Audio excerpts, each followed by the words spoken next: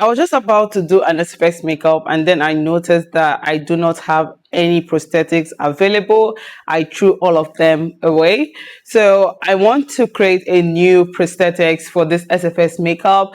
And I'm very happy that I still have my silicone molds here. They are very dirty, but I'm going to clean them up for this. Wondering what silicone mold I would like to use. I'm thinking towards this one because this has enough depth. Yeah, I sculpted it and made them myself. So I'm not going to make the tutorial on how I make these prosthetics right here. It's going to be on my YouTube, but I'm going to do a separate video for that. To make the prosthetics, I'm going to be using this silicone plastic gel 10, and this is from Bangi.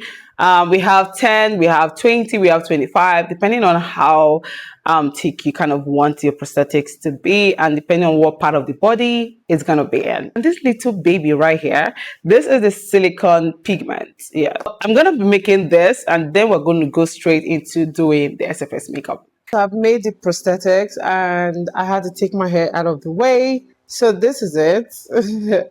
Actually, I do not have a cap plastic. Cap plastic is what helps the prosthetic to have a very seamless edge.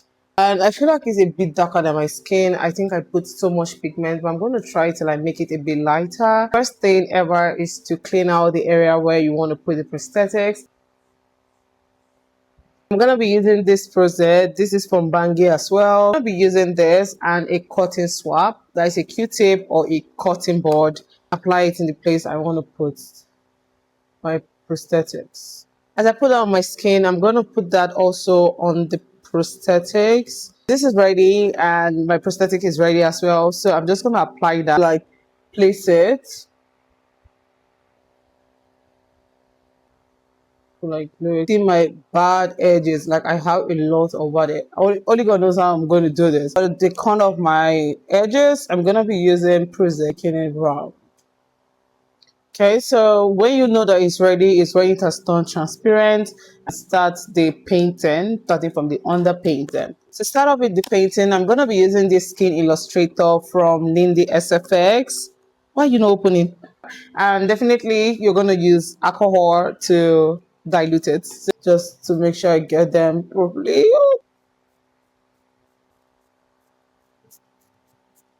A bigger palette of my alcohol based paint. If your alcohol based paint is not looking like this, are you using it? Just to so I'm going to be using the red from this palette and then do the same thing I did with the yellow and the green. Okay, so it's time to paint inside, and for that I'll be using this color wheel and then green, this very dark red to like put inside. So I'm going to be using a little of this thick blood, and this is from Bangi as well. Mostly at the edge because it's like a turned flesh. I can literally just leave it here. I would like to like put a little bit of blood around the injury. I'm going to be using this wedge sponge from Bangi again, like removing, making it rough. So this is how it looks, like this. So here is the final look. This is how I do my SFX makeup. It's really good. Look at it. Thank you for joining me. I hope you learned one or two from this. Bye-bye.